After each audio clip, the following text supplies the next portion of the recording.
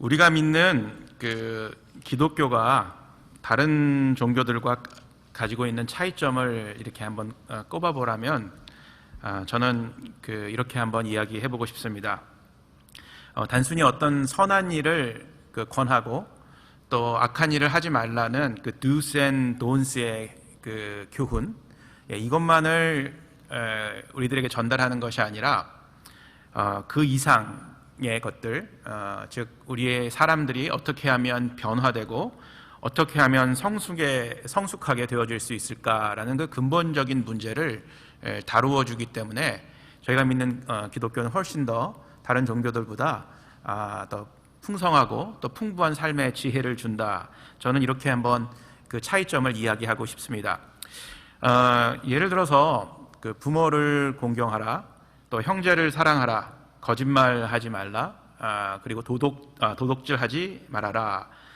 이런 이 선한 일들을 격려하고 악한 일들을 하지 말라는 교훈은 이 세상에 있는 다른 종교들도 얼마든지 교훈적인 메시지로 사람들에게 그런 마음을 변화시킬 수 있는 그 메시지를 줄 수 있는데, 이런 종교들이 근본적인 사람의 마음을 터치해서 바꿀 수 있는 그런 영향력은 저는 없다라고 이렇게 생각을 합니다. 그래서 대부분의 많은 종교들이 선한 삶을 통해서 구원받을 수가 있고, 또 선한 삶을 통해서 우리의 삶이 더 좋은 단계로 갈 수 있다라고 이렇게 이야기를 하는 것을 볼 수가 있죠. 근데 그렇지만 우리 기독교는 단순히 외형적으로 눈에 보이는 모습뿐만이 아니라 어떻게 하면 우리가 진정으로 선하고 또 아름다운 모습으로 우리 삶이 변화되고 또 선한 영향력을 미칠 수 있을 것인가에 대한 근본적인 그런 문제들을 다루고 있다는 것이죠. 오늘 기도해 주신 집사님께서 그런 말씀을 하셨는데, 그 기도 중에 우리가 하나님 중심으로 또 하나님 한 분만으로 충분하다라고 이렇게 생각하며 그렇게 살려고 했는데, 여전히 우리가 말은 그렇게 하지만 그렇게 하지 못한 것에 대한 그 회개의 기도를 드린 것, 저도 공감하고 또 저 역시 그런 삶을 살지 않았나 이렇게 반성하는 시간, 짧은 시간이었지만 그런 시간을 가졌습니다. 아마 여기 계신 우리 여성예배 성도님들은 한국에서부터 이런 교육을 많이 받았을 것이라고 생각이 됩니다. 특별히 이 무엇을 하고 무엇을 해서는 안 된다, 이런 교훈적인 내용의 교육들. 왜냐하면 한국의 어떤 이 윤리 교육이 유교적인 사상을 컨퓨셔니즘이라고 얘기를 하죠. 유교적인 사상의 바탕을 두고 이렇게 형성이 되었고, 또 그렇게 이제 전통적인 그런 관계들을 통해서 우리들에게 교육을 했기 때문에 우리는 어떻게 해서든지 그 겉에 보이는 모습들이 똑바라야 되고 또 흠이 없어야 되고, 어른들 보시기에 이렇게 버르장머리가 없어서는 안 된다라는 식으로 이렇게 외형적인 모습을 바꾸는 것에 대한 교육들을 많이 받았죠. 그런데 실제적으로 그런 교육을 많이 받았는데 우리의 삶이 어떻게 변했나요? 그런 교육을 받은 후에 진정으로 우리가 그 교육을 통해서 이렇게 에이밍 했던 것들, 또 원했던 것처럼 그렇게 우리의 모습이 변했나요? 사실은 그렇지 않은 것 같습니다. 말 그대로 그런 윤리적인 그런 교훈들이 우리 삶의 모습들을 내면에서부터 변화시켰다면 우리의 가정도 달라졌을 것이고, 우리들의 모습도 먼저 달라졌겠죠. 그리고 가정도 달라졌을 것이고, 또 사회적인 모습도 많이 달라졌을 것입니다. 근데 한번 돌아보십시오. 우리 가정의 모습, 또 내 자신의 모습, 또 우리 한국 그런 어떤 사회의 모습들이 그런 교육에 통해서 이렇게 별반 그런 어떤 영향력을 받고서 좋은 방향으로 달라져 가는 것 같지가 않지요. 보세요. 얼마나 요즘 한국이 시끄러워요. 또 학생들의 문제는 얼마나 많이 생기고 있고, 가정의 문제들은 얼마나 많이 생기고 있나요? 사실은 그런 교훈적인 do's and don'ts의 그런 교훈적인 교육으로는 우리의 삶에 진정한 변화를 끌어내기가 어렵다는 사실, 이것이 이제 우리가 안타깝게 생각하는 것이죠. 그런데 성경은 저희가 쭉 성경을 같이 공부하고 또 묵상하고 또 연구하다 보면 이런 어떤 외형적인 모습을 바꾸는 것에는 그다지 큰 관심이 없는 것을 발견하게 됩니다. 물론 외형적인 모습을 바꾸는 것을 성경에서도 이야기하고 있지만, 더 중요한 것은 그 외형적인 모습이 바뀌는 것은 우리 안에 심성이 근본적으로 바뀌어야지만 그런 외형적인 모습의 변화도 따라온다는 사실을 분명하게 이야기해주고 있다는 사실입니다. 사실 오늘 저희가 함께 25절부터 32절까지의 본문을 함께 읽었는데요. 이 본문에 기록되어져 있는 말씀은 어떤 그 프랙티컬한 우리의 삶에서 프랙티컬하게 우리가 해야 되는, 실천해야 되는 여러 가지 것들을 나열해 놓았습니다. 약간 그 do's and don'ts의 그런 이제 그 항목들을 정리해 놓은 것인데, 진정으로 이렇게 우리가 하지 말아야 될 것들, 해야 될 것을 이렇게 그 이해해야 되는 목적이 어디 있는가, 무엇을 위해서 그렇게 해야 되는 것을 발견하기 위해서는요, 오늘 본문의 바로 그 윗부분 말씀을 함께 묵상을 해보아야 합니다. 22절부터 24절까지의 말씀인데 아마 우리 함께 같이 차근차근 읽어보겠습니다. 너희는 유혹의 욕심을 따라 썩어져가는 구습을 따르는 옛사람을 벗어버리고 오직 너희의 심령을 새롭게 되어 하나님을 따라 의와 진리의 거룩함으로 지으심을 받은 새 사람을 입으라. 그렇습니다. 결과적으로는요, 그 24절에 나와 있는 하나님을 따라 의와 진리의 거룩함을 지으심을 받은 뭐가 되기 위해서? 새 사람이 되기 위해서 우리는 거짓말도 하지 말아야 되고, 또 성령을 근심시키지도 말아야 되고, 도덕질도 하지 말아야 되고, 또 이웃을 사랑해야 되고, 또 마지막으로 용서해야 된다라는 사실을 이야기해주고 있는 것입니다. 결국은 옛 모습을 벗어버리고 새 사람이 되기 위해서 용서해야 된다라고 이렇게 결론을 내릴 수가 있다는 것이죠. 자, 그렇다면 중요한 게 이 본문으로 다시 한번 돌아가서 썩어져가는 구습을 따르는 옛사람을 벗어버리고, 죄송합니다, 한 번만 본문 더 띄워주시겠어요? 떴습니다. 22절에 보게 되면요, 자, 썩어져가는 구습을 따르는 옛사람을 어떻게 해라? 벗어버리고, 자, 그 다음에 한가 건너뛰어서 하나님을 따라 의와 진리의 거룩함으로 지으심을 받은 뭐를 입으라? 새 사람을 입어라. 그런데 어떻게 함으로? 그 중간에 어떻게 함으로에 대한 정의가 되어져 있습니다. 뭐죠? 오직 심령을 새롭게 함으로, 그렇죠? 옛사람을 벗어버리고 새 사람을 입을 수 있다라고 이야기를 하는 것입니다. 그렇죠? 이런 건 뭐 샌드위치 그 벌스라고 얘기를 하는데, 구절이라고 얘기하는데, 심령이 새롭게 됨으로 우리는 옛사람을 벗어버리고 새 사람이 될 수 있다는 것입니다. 그래서 이 심령이란 단어를 제가 한번 그 영어 성경을 쭉 찾아봤는데, 가장 이 심령이란 단어를 잘 표현한 게 그 NIV 버전이더라고요. New International Version. 거기에는 뭐라고 나와 있냐면요, the attitude of mind 이렇게 나와 있어요. attitude of mind. 그러니까 우리 마음의 태도를 심령이라고 이야기를 한 거예요. 그러니까 결국은 새 사람이 되기 위해서는 우리의 마음을 바꿔야 되는데, 심령을 바꿔야 되는데, 그 심령을 바꾼다는 것이 뭐냐면 마음의 태도를 바꾼다라고 이해할 수 있다는 것입니다. 자, 그렇다면 이 과연 마음의 태도를 바꾸는 것이 구체적으로 무엇을 의미하는가 한번 좀 찬찬히 살펴보도록 하겠습니다. 자, 먼저 옛사람이 가지고 있는 마음의 태도가 어떤 것인가를 알아야지 무엇을 바꿀 수 있을지 우리가 이제 찾아내겠죠. 자, 그렇다면 옛사람이 가지고 있는 the attitude of the mind, 그 옛사람의 마음의 태도는 어떤 것인가 한번 살펴본다면 오늘 본문에 나와 있는데, 저는 두 가지를 뽑을 수가 있을 것 같아요. 노함과 분냄. 그렇죠? 자, 인정하시나요? 옛사람의 태도, 노함과 분냄. 인정하시는 것 같습니다. 이거 이제 영어로는 anger라고 얘기하는데, 속된 말로 anger라는 것은 이제 잘 표현하시는 게 아니라 은연중에 이제 쓰시는 표현 같은데, 저도 가끔 쓰는데, 뚜껑이 열린다 이런 얘기 있죠. 좀 그 적당하지 않은 표현일 수 있지만 그래도 이해하는 데는 도움이 될 수 있어서 썼습니다. 자, 앵거, 뚜껑이 열리는데 노함과 분냄일 것입니다. 이게 옛사람의 태도라는 거예요. 그렇죠? 혹시 이 옛사람의 태도가 아직까지도 내 마음속에서, 내 삶 속에서 계속 일어나고 있습니까? 네, 그렇죠. 그럼 아직은 우리 새 사람이 아니네요. 이게 솔직하신과 동시에 이제 여기서부터 우리가 새롭게 시작해야 되는 것이죠. 옛사람의 모습을 벗어버리라고 얘기했는데 여전히 우리는 옛사람의 모습을 홀딩하고 있는 거예요, 우리 삶 가운데. 그러니까 이게 문제라는 거죠. 어떻게 하면 그러면 이 앵거, 분냄과 노함을 버려버리고 마음의 태도를 바꿈으로 새 사람이 될 수 있을 것인가?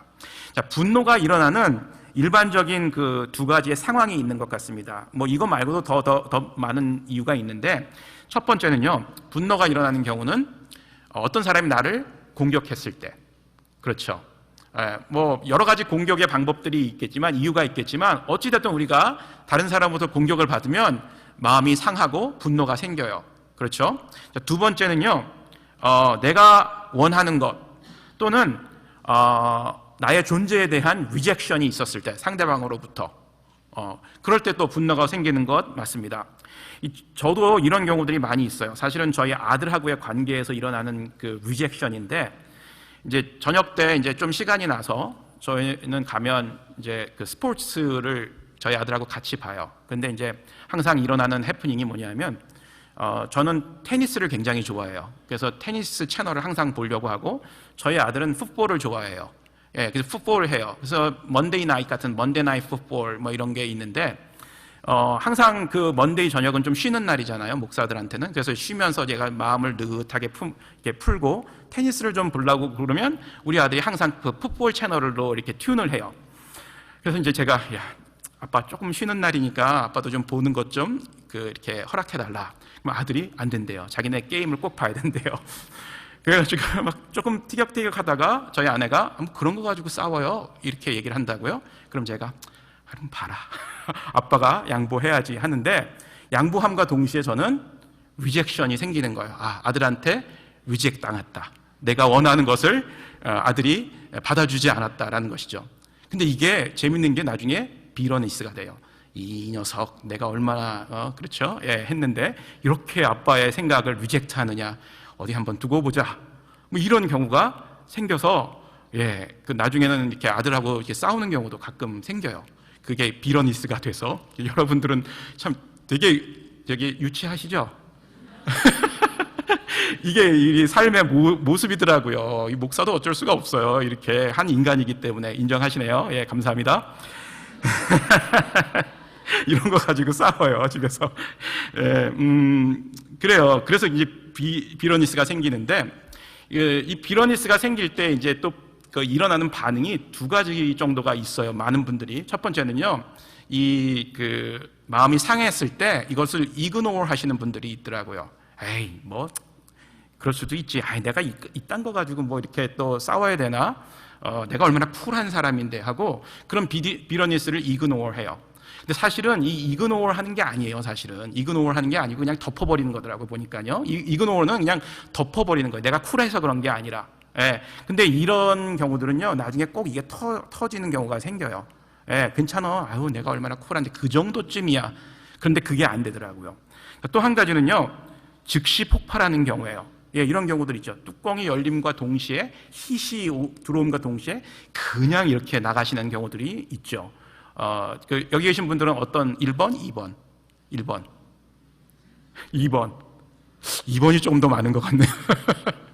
예, 2번의 경우가 사실은 좀 위험해요. 일단은 터지게 되면 뭐부터 문제가 생기죠? 우리의 관계가 그냥 어그러져 버려요. 그렇죠?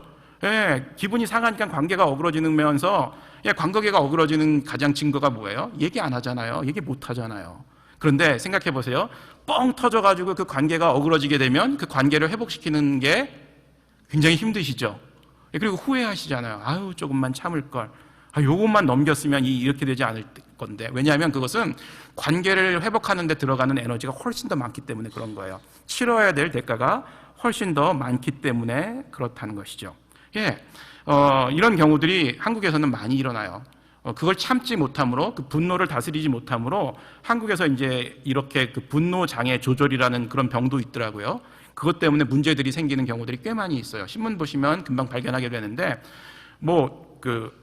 심지어는 이 분노 때문에 사람을 죽이는 경우도 너무 많이 있죠. 제가 그 신문에서 본 그 케이스인데, 어떤 식당인가 여관인가 거기에 호텔인가 거기에 종업원으로 일하시던 분이 사람을 죽여서 시신을 유기를 했어요. 그리고 그냥 그걸 버려버렸어요. 근데 결국은 그게 이제 잡혔는데, 왜 이 사람을 왜 이렇게 잔인하게 죽였냐고 얘기를 했더니, 자기 자신이 일을 하는 그 장소에서 이 손님으로 왔던 이 상대방에게 너무너무 무시를 당했고, 또 이렇게 서비스를 잘 못한 것에 대해서 공격을 받았고, 자기 자신의 어떤 존재에 대해서 리젝션을 받았다는 거예요. 그렇죠. 뭐 다른 말로는 갑질을 당했다는 거예요. 그래서 결국은 그 자리에서 이 사람을 죽였고, 그리고 이 사람의 시신을 유기해서 그 분이 풀리지 않아서 사방에 흩어버린 거예요. 그리고 나서 그 인터뷰를 했는데 얼마나 떳떳하게 얼굴을 들고 그 신문 기자들이 모인, 법원에 출두하면서 신문 기자들 앞에서 자기 신이 행한 그 행동을 정당화하는 거예요. 그 사람이 이렇게 당할 만한 짓을 했다는 것이에요. 그리고 다시 사후에 어디에서 만나든지 그 사람을 만나게 될 경우에 그게 지옥일지 천국일지, 천국은 못 가겠죠.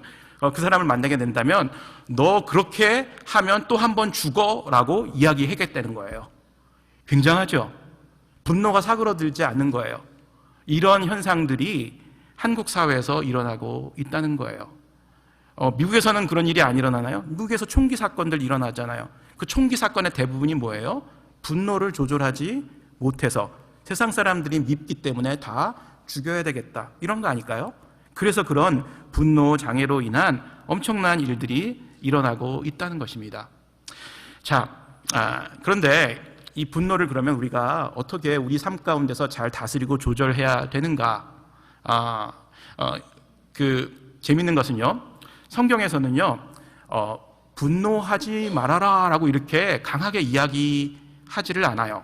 특별히 오늘 본문에 있어서는요, 26절을 보게 되면 이렇게 나와 있어요. 분을 내어도 죄를 짓지 말며 해가 지도록 분을 품지 말라, 이렇게 얘기하는 거예요. 분노하지 말아라 이렇게 얘기하는 게 아니라 분을 내어도 어떻게 해라? 그렇죠? 죄를 짓지 말고, 분은 낼 수는 있지만 죄를 짓지 말고, 그리고 그 분노를 마음속에 오랫동안 품지 말아라 라는 것이에요. 이 얘기는 뭐냐면요, 분을 낼 수는 있다. 그렇지만 그것이 폭언과 폭력으로 이어져서 상대방에게 공격을 하거나 함을 주는 일을 하지 말아라. 그것이 바로 뭐다? 죄다라는 것을 이야기하고 있고요. 또 분노를 쌓아두지 말고 해결하라, 이 얘기는 그것이 곧 마음속에 쓴뿌리가 되기 때문에 언젠가는 그것으로 인해서 사고를 칠 것이다. 그렇기 때문에 분노를 해결하라라고 그렇게 이야기를 하는 것입니다.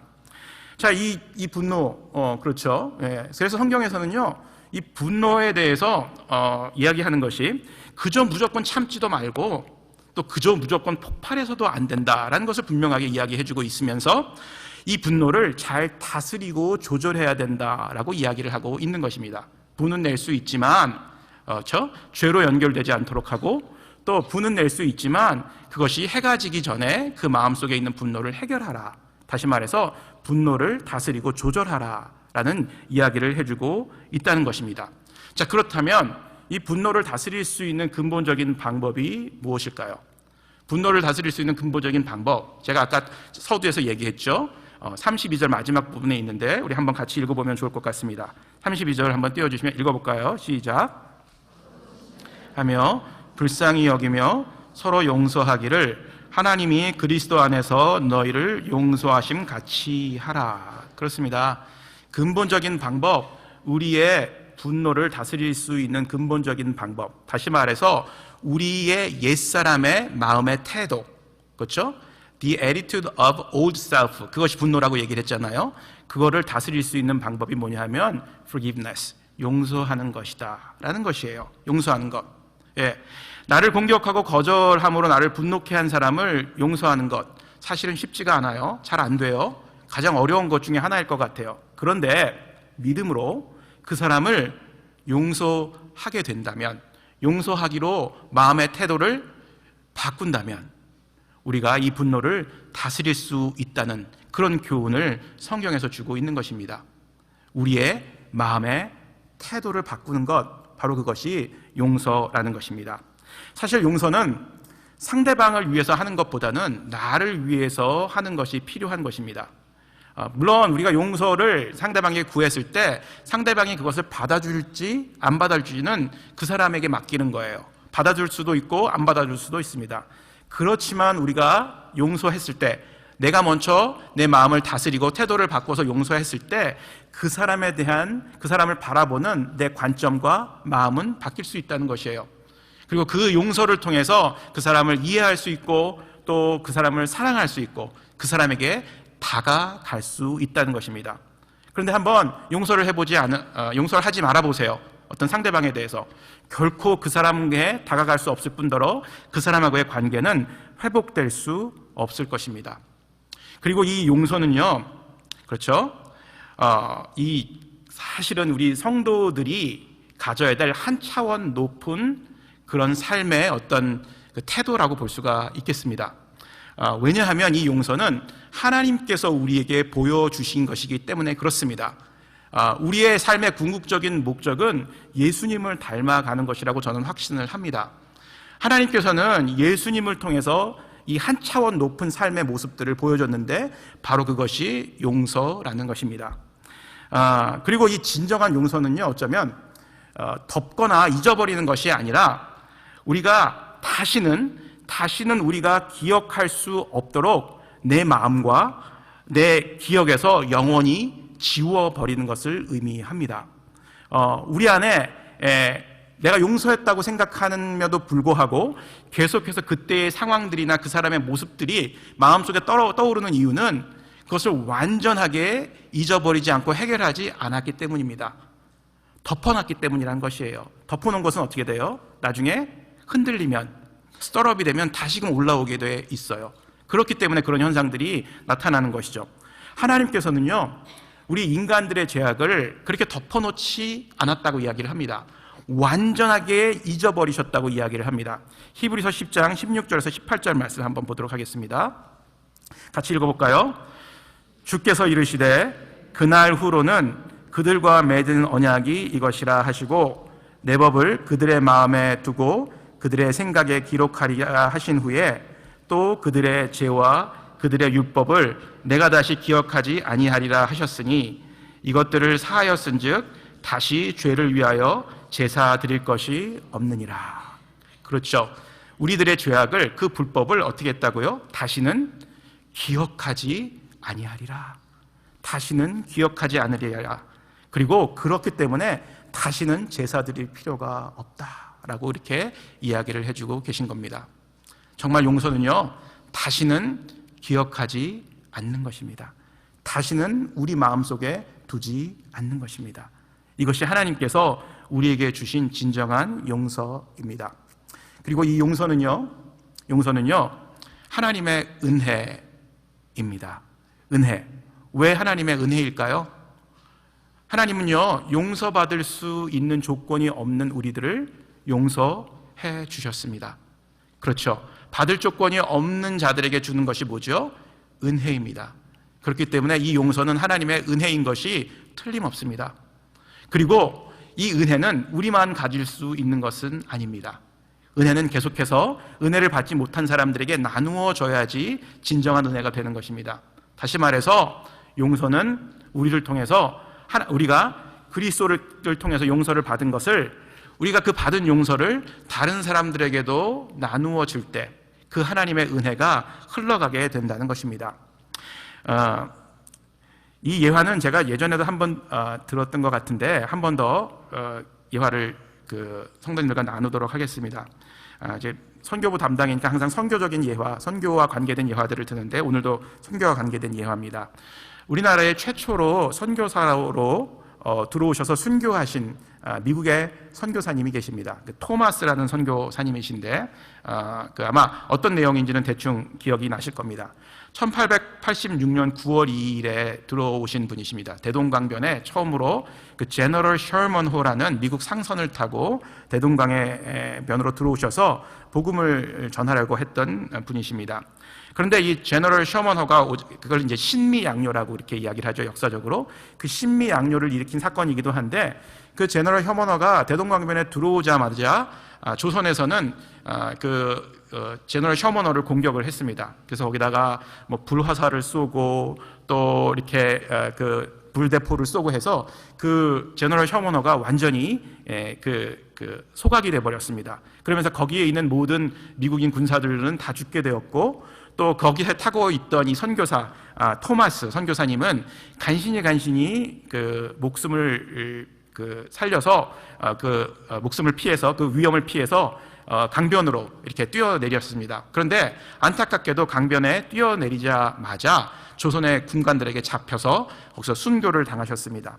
그런데 그 순교를 당하는 순간까지 이 손에 들고 있었던 것이 무엇이었냐면 바로 성경이었습니다. 그리고 그 성경을 누구에게 줬냐 하면 박춘권이라는 그 자기 자신의 목을 베려고 했던 사람에게 웃는 얼굴로 그 성경을 그 박춘권에게 전달했습니다. 그런데 그 박춘권이 나중에 그 성경을 받고 나서 이런 말을 했다고 합니다. 내가 서양 사람을 죽이는 중에 한 사람을 죽인 것은 내가 지금 생각할수록 이상한 감이 있다. 내가 그를 찌르려고 할 때에 그는 두 손을 마주잡고 무슨 말을 한 후에 붉은 배를 입힌 책을 가지고 웃으면서 나에게 받으라 권하였다. 그러므로 내가 그를 죽이기는 하였으나 이 책을 받지 않을 수가 없어서 받아왔노라. 그 책을 받아와서 이 사람이 그 책을 분명히 읽었던 것 같아요. 그래서 이 박춘권이 나중에 어떤 사람이 됐냐 하면요, 1899년에 세례를 받고 안주교회 영수가 되었고 그 후에는 평양교회 장로가 되었다는 것이에요. 자기가 죽인 그 토마스 선교사의 성경을 받고 나서 그 성경을 통해서 나중에 세례를 받고 또 교회 장로가 되었다는 것입니다. 어떻게 이런 일이 일어날 수가 있을까요? 또한 더 재미있는 것은 그때 그 당시 최치량이라는 또 사람이 있었는데, 그때 토마스 선교사님이 배에서 뛰어내리면서 성경을 막 던졌다고 해요. 근데 그 중에 성경을 하나를 받아서 살펴보니까 이게 이제 아주 종이 질이 좋은 거예요. 그래서 그 성경의 종이를 다 뜯어다가 그가 살고 있는 그 벽에 도배를 한 거예요. 도배를 하니까 이렇게 누워서도 성경 말씀이 보이고 돌아서도 성경 말씀이 보이고, 그래서 그렇게 그 성경 말씀이 도배된 집에 사람들이 오면서 그 성경 말씀을 통해서 예수를 믿는 사람들이 일어났고 생기게 됐고, 그 교회가 나중에는 교회로 그의 집이 결국은 교회로 변했다는 것이에요.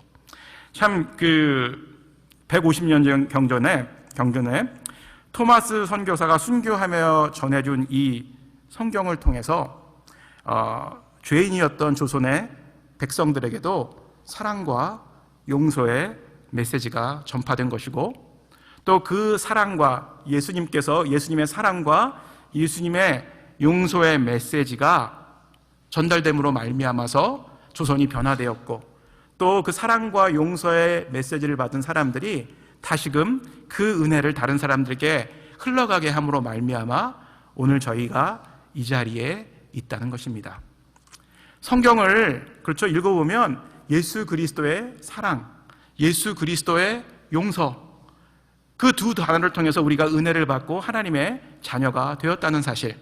그렇죠. 하나님의 사랑과 하나님의 용서가 없었다면 우리가 어떻게 이 자리에 있을 수 있겠습니까?